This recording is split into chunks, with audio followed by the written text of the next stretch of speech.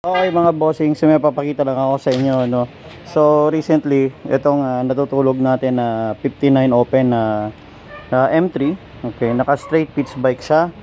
Tapos yan, naka pitch bike siya na version na ano ba to, yung Super Pro version, yung latest na maliit na kulay itim, na M3. Okay. So ngayon, ito yung set natin at meron tayong dinagdag ngayon na available na sa market. Nag-request tayo kasi nito gawa ng para sa mga enthusiast is magkaroon sila ng access dun sa mga basic data o parameters na kailangan sa tuning.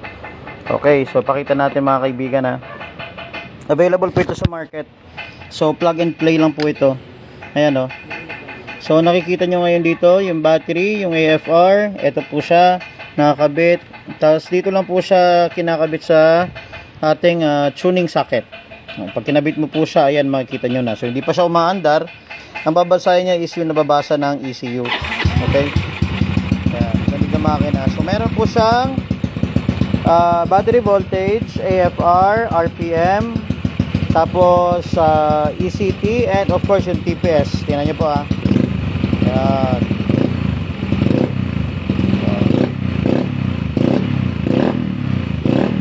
Yan. Yung ano po AFR na robot po yan.